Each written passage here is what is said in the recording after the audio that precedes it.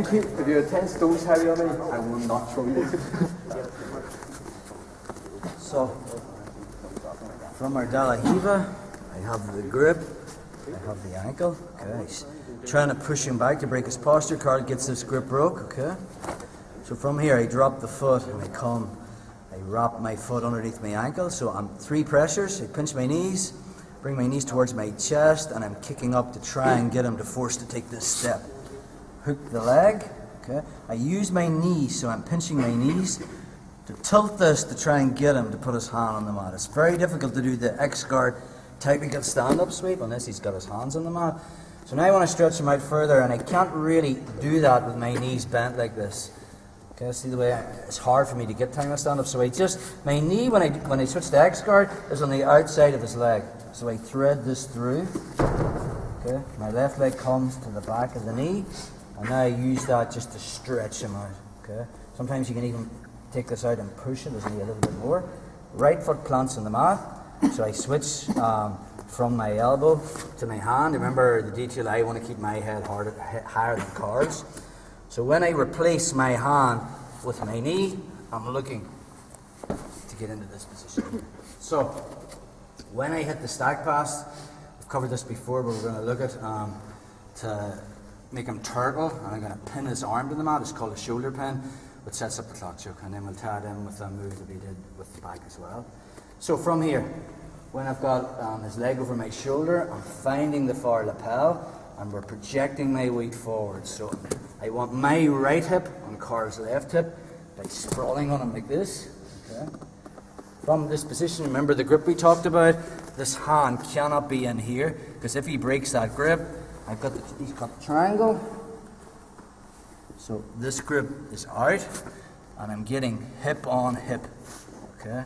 I find the pants, back of the pants, and I'm making him eat his knee. Already, when I try to pass to Carl's left, he's using his hand to make a block.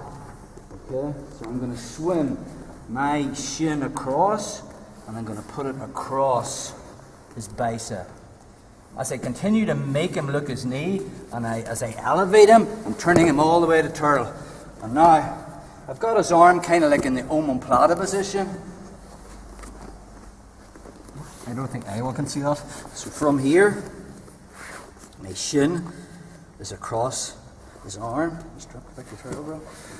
This means it's difficult for him to stop the clock choke now, because I'm controlling this side. So, left hand comes into the collar.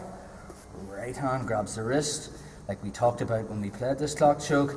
I'm going to put his head on the mat, so I remove the base of his elbow.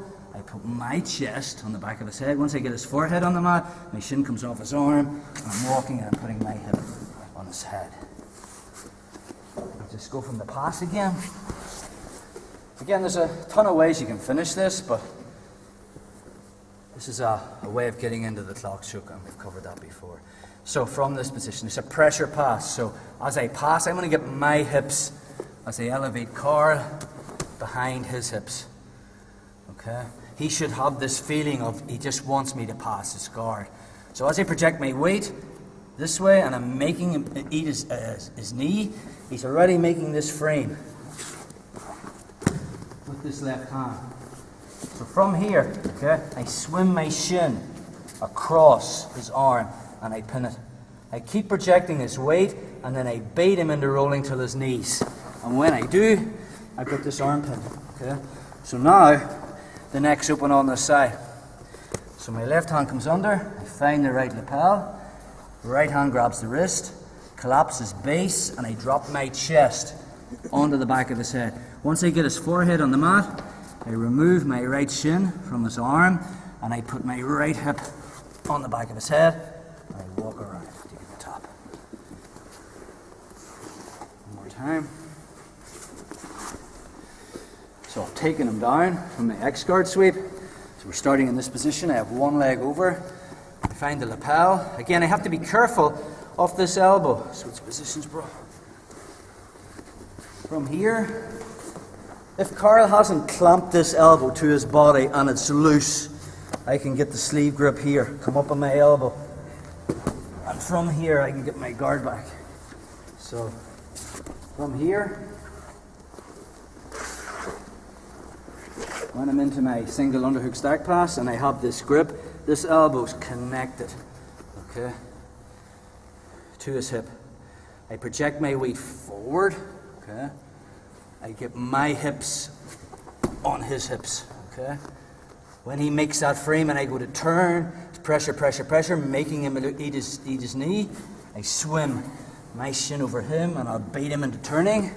Now let's just say from here, linking it to the previous stuff we've done, as I go for the clock choke, Card clamps this arm of mine, and now it's trapped.